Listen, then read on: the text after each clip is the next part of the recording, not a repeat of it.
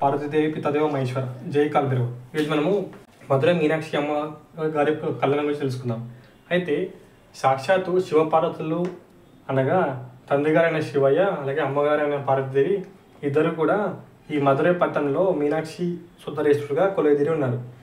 ఎన్నో యుగాల నుండి భక్తులకి అభయం ఇస్తూ రక్షిస్తూ ఈ మధురై పట్టణంలో ఉన్నారు. అయితే ఇక్కడ జరిగే మీనాక్షి సుందరేశ్వర కళ్యాణం అనేది చాలా వైభవంగా జరుగుతుంది. ఎంతటి వైభవం అంటే 2 కళ్ళు చాలవండి. అలాగే చూసిన వాళ్ళు కూడా ఆశ్చర్యపోతారు. అంత అద్భుతంగా అంత వైభవంగా జరుగుతుంది. అయితే ఈ మీనాక్షి సుందరేశ్వర కళ్యాణం ఎప్పుడు జరుగుతుందని అంటే తమిళ మాసంలో చిత్తరే మాసం ఉంటుంది. అయితే తమిళ మాసంలో చిత్తరే మాసం ఉంటుంది. ఈ చిత్తరే మాసం ఎప్పటి నుంచి ఎప్పటి వరకు ఉందని అంటే తమిళ చిత్తరే మాసం ఏప్రిల్ 14 నుండి మే 14 వరకు ఈ యొక్క చిత్తరే మాసం అనేది ఉందండి తమిళ మాసంలో. అయితే ఈ సంవత్సరం చిత్తరే మాసం అనేది ఏప్రిల్ 14 నుండి మే 14 వరకు ఉంది. అయితే ఉత్తర నక్షత్రం అనేది ఉంటుందండి. అయితే ఈ సంవత్సరం మనకి మీనాక్షి సుందరేశ్వరుల తిరుకళ్యాణము ఏప్రిల్ 21వ తారీఖున జరుగుతుంది. మనం ఇంతమంది చెప్పుకున్నాం కదండి. ఈ చిత్తరే మాసం ఏప్రిల్ 14 నుండి మే 14 వరకు ఉంటుంది. అయితే ఈ మధ్యలోనే అంటే ఏప్రిల్ 14 నుండి మే 14 మధ్యన స్వామి అమ్మవారి ఒక తిరుకళ్యాణం అనేది జరుగుతుంది. అయితే ఈ సంవత్సరం ఏప్రిల్ 20వ తారీఖు ఉందన్నమాట. అయితే మనం ఇలా చూసుకున్నట్లయితే ఉత్తర నక్షత్రం ఉంటుందండి. స్వామి అమ్మవారి కళ్యాణోత్సవం అనే నేత్ర ఆనందంగా ఎంతో సుశోభితంగా భవ్యంగా వైభవంగా జరుగుతుంది. 10 రోజుల పాటు జరుగుతుందండి ఈ వేడుకలు. అయితే ఈ 10 రోజుల పాటు జరిగే ఈ వేడుకలు ఇవన్నీ చిత్తరే బ్రహ్మోత్సవాలుగా అంటారు. చిత్తరే మాసంలో ఉంటుంది కదండి తమిళ చిత్తరే మాసం. అందుకని ఈ 10 రోజుల పాటు జరిగే ఈ యొక్క వేడుకలని చిత్తరే బ్రహ్మోత్సవాలుగా పిలుస్తారు. ఈ యొక్క బ్రహ్మోత్సవాలు ఏవైతున్నాయో ఏప్రిల్ 14 నుండి మే 14 వరకు ఉండే చిత్తరే మాసంలో ఈ ఒక్క ఉత్సవాలు జరుగుతాయి కదండి స్వామి అమ్మవారికి. దాన్ని చిత్తరై బ్రహ్మోత్సవాలు అని వివరిస్తారు. అయితే ఈ సంవత్సరం ఏప్రిల్ 20వ తారీఖున ఉందండి స్వామి అమ్మవారి కళ్యాణం. అయితే ఇది 10 రోజుల పాటు ఎంతటో వైభవోపేతంగా జరుగుతుందండి. అయితే రోజుకో వాహనంపై స్వామి అమ్మవారిని తిరువీధుల్లో విహరిస్తుంటారు. అంటే రోజుకో వాహనం లాగా స్వామి అమ్మవారిని రోజుకో వాహనంపై ఊరేగిస్తారండి. ఈ సందర్భంగా మీనాక్షమ్మకు పట్టాభిషేకం, దిగ్విజయం, కళ్యాణోత్సవం, రథోత్సవం నిర్వహిస్తారు. నవరత్నాలు ఉంటాయి కదండి. అయితే ఆ నవరత్నాలు పొడిగిన వజ్ర కిరీటం అనేది అమ్మవారికి ధరించినప్పుడు అబ్బా అది ఎంతటి వైభవంతో ఉంటుందంటే 2 కళ్ళు చాలవండి. సాక్షాత్తు అమ్మవారిని చూసినట్లే అనిపిస్తుంది. ఇంకా ఆ నవరత్నాలు పొడిగిన వజ్ర కిరీటాన్ని అమ్మవారికి చేసినప్పుడు అమ్మవారు చాలా చక్కటిగా మహారాణిలా కనబడుతుంది. ఈ మధురై పట్టణానికి మహారాణి కదండి మీనాక్షి అమ్మ. అయితే ఆ ఒక వైభవాన్ని మనము అమ్మవారి ముఖంలో ఆ కళ అనేది కనబడుతుంది. ఎప్పుడైతే ఇక్కడ ఉత్సవంలో భాగంగా నవరత్నాలు పొడిగిన వజ్ర కిరీటాన్ని అమ్మవారికి ధరింపజేస్తారో అప్పుడు అమ్మవారి యొక్క ముఖం అనేది చాలా భవ్యంగా వైభవంగా మహారాణి అన్నట్టు ఒక తేజస్సుతో అమ్మవారు ఉంటారు. అయితే పట్టాభిషేకం పూర్తయిన మరునాడు దిగ్విజయాత్ర జరుగుతుందండి. మధురై అమ్మవారి ఉత్సవమూర్తిని ఒక పల్లికపై, సుందరేశ్వరుని అంటే స్వామి శివయ్య మరో పల్లికపై కూర్చోబెట్టి, అంటే మీనాక్షి అమ్మవారికి ఒక పల్లకిపై కూర్చోబెట్టి సుందరేశ్వరుని స్వామిని ఇంకో పల్లకిపై కూర్చోబెట్టి ఒకరికొకరు ఎదురొచ్చేలా ఊరేగిస్తారండి. అయితే స్వామి అమ్మవారికి ప్రత్యేకగా ఒక చిన్న పిల్లను మీనాక్షిగా మరో పిల్లాడిని సుందరేశ్వరుడిగా అలంకరిస్తారు. అయితే స్వామి అమ్మవారికి ప్రతీకనే ఒక చిన్నపిల్లాడిని మీనాక్షి అమ్మగా అలాగే చిన్నపిల్లాడిని అలంకరిస్తారు. ఒకరిపై ఒకరు పూల బాణాలు విసురుకున్నట్లు సందడి చేస్తారు.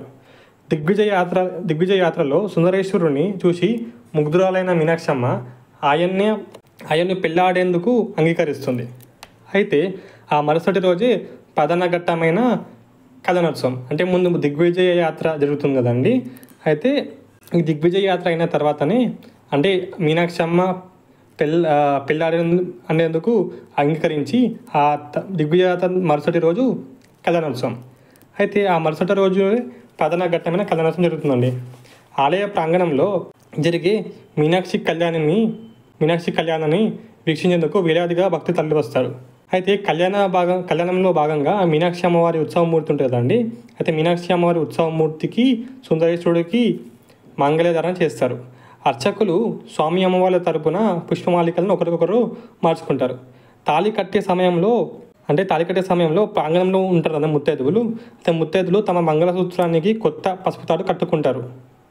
అయితే ఇది ఏదైతే ఘట్టం ఉంటుందో తాళి కట్టే సమయంలో ముత్తైదువులు తమ మంగళసూత్రానికి ఒక కొత్త పసుపు తాడుని కట్టుకుంటారండి.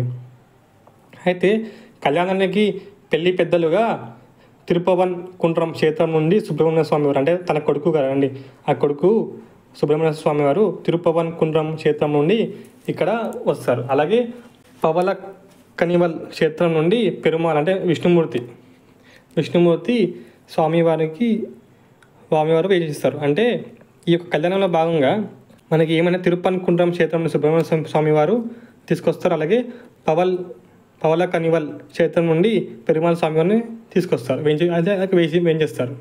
అంటే ఇప్పుడు మనకి ఇక్కడ చూడాల్సిన ఏంటంటే స్వామి అమ్మవారి యొక్క కళ్యాణం కదండి. అయితే సుబ్రహ్మణ్య స్వామి వారిని ఇంకా విష్ణుమూర్తి వారిని ఇక్కడ తీసుకొస్తారు. అంటే తీసుకోవడం అంటే వాళ్ళు తీసుకోవడం కాదండి, స్వయంగా వాళ్ళు విష్ణుమూర్తి సుబ్రహ్మణ్య స్వామి వచ్చి ఇక్కడ చూస్తున్నట్టు దాని అర్థం. అయితే మీనాక్షి సుందరేశ్వర కళ్యాణోత్సవాన్ని వీక్షిస్తే సమస్త దాంపత్య దోషాలు తొలగిపోతాయండి. మీనాక్షి సుందరేశ్వరులు అంటే శివపార్వతులు అనేవారు ఆది దంపతులు, మన అందరి యొక్క ప్రపంచం యొక్క తల్లిదండ్రులు. అలాంటిది మీనాక్షి సుందరేశ్వరుల స్వామి యొక్క కళ్యాణం, స్వామి అమ్మవార్ల యొక్క కళ్యాణం చూస్తుంటే ఎంతటి పుణ్యం అంటే దాంపత్య దోషాలు కూడా తొలగిపోతాయి. అలాగే పెళ్లి తర్వాత రోజున 64 రకాల పదార్థాలతో భక్తులందరికీ పెళ్లి భోజనం పెడతారండి.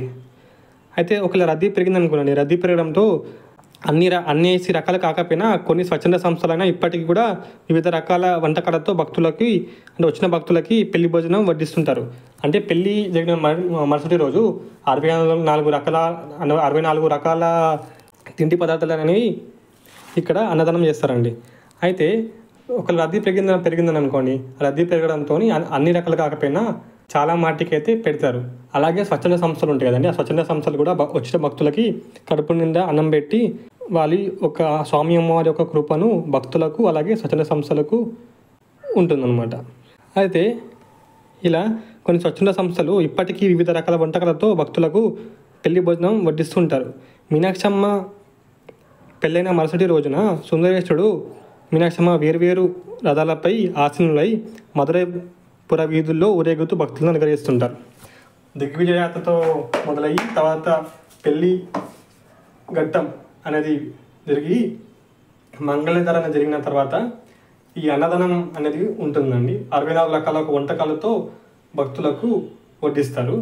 అలాగే ఏమిటంటే పెళ్ళిన మరుసటి రోజున సుందరేశ్వరుడి స్వామివారు ఒక పల్లకి మీద, అలాగే మీనాక్షి అమ్మవారు ఇంకో పల్లకి మీద వేరువేరు రథాల మీద ఆసీనురాలై మధురై పుర వీధుల్లో మహారాజా మహారాణి, ఈ మధురై పట్టణం ఒక మహారాజు మహారాణి కేవలం సుందరేశ్వర స్వామి ఇంకా మీనాక్షి అమ్మని. సో అలాంటి మహారాజు మహారాణి వారు ఈ వేరువేరు రథాల మీద స్వామి ఆసీనుడై ఈ యొక్క మధురైని పుర వీధుల్లో విహరిస్తూ అందరి భక్తుల కోరికలు తీరుస్తూ దుష్టశక్తులని నిగ్రహిస్తూ శిష్టరక్షణ చేస్తూ మధురై పట్టణాన్ని అలాగే సమస్త భూమండలాన్ని సుఖశాంతిలా ఉండేలాగా దీవిస్తారండి. అలాగే దుష్టులను శిక్షించి శిష్టులను రక్షించడానికి స్వామి అమ్మవారే స్వయంగా వస్తున్నట్టు మనకి ఈ ఊరేగింపు అనే సేవ అనేది చూడవచ్చు. నమ పార్వతీ పతయ హర హర మహాదేవ శంభో శంకర. జై సుందరేశ్వర స్వామికి జై, జై మీనాక్షి అమ్మకి జై. నమ పార్వతీ పతయ హర హర మహాదేవ శంభో శంకర.